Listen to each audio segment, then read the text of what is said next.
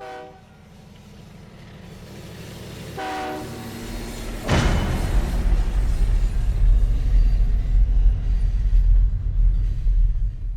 everybody, Mike Pfeiffer with Pfeiffer Hobby Supply here again. It's been a little bit far and few between on the how-tos, but I have one here from Andrew Kiley, and he says, "Hi Mike, how about how to wire a DCC reverse loop involving power routing switches like Kato's?" It's a pretty easy deal. The only thing I can't answer is how you actually throw the turnout, have it reverse and throw the turnout. It involves some tricky wiring and things that I'm just not a wiring expert on. But let's take a look at what we've got. Okay guys, there's many manufacturers that make reversing circuits. There's many different cards that do reversing. There's even your DCC systems. Some of them will do reversing. But the easiest thing to hook up that I've found on any kind of reverse loop, and I have one of each on my layout here. I have two reverse loops and I have one of each of these.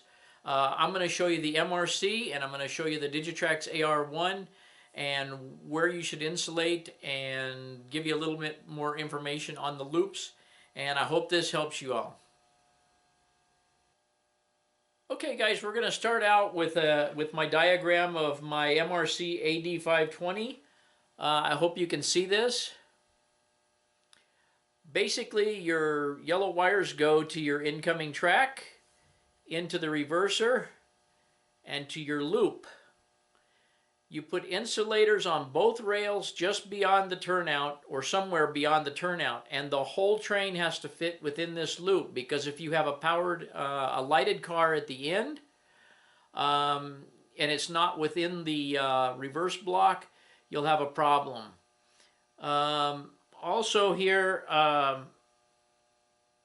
the turnout must be thrown while the train is in the loop, meaning that once your train enters the loop, whichever direction it's entering in, it will, when it gets past the insulators here, and there's insulators on both rails here, but once it gets past those insulators, it's going to reverse, okay? So your train has to get in the entire loop here before it hits the opposite side and reverses again. And I hope that makes sense. But basically it's pretty simple. 4 insulated joiners beyond the Kato turnout. Your turnout must be thrown while by hand or by your handheld throttle if you're using DS64s or something of that, or switch cats or something of that matter, while the train is in the loop, okay? And once it comes out, it'll go on. If it comes back, it'll enter in the way you left the turnout thrown. And like I say, I don't know of any automatic way to throw the turnouts, but I'm going to bring this up to the camera here a little bit and let you guys take a look at it. And you could always stop frame this if you needed more information. So let's go on and take a look at the AR1. By the way, the MRC unit is just a latching relay in there, I believe, and there's no kind of adjustment or anything for voltage or amperage, current actually, of a train entering the loop. Sometimes they want to buck a little bit, they buzz a little bit, but I've always found the one that I have to work sufficiently. But let me show you the Digitrax unit. Okay everybody, here's the Digitrax AR1. It's kind of the same thing, straightforward wiring, only you have to supply your own wire. And I'm not sure which wires go where here on the AR1. I didn't bother to look, but it'll tell you one of them goes to your incoming track. 2 wires go, 1 to each side of your incoming track, just like on the MRC unit. And then 2 wires go to your loop, just like the MRC unit. You have the same insulators in the same place. These insulators could also be way up here if you would like.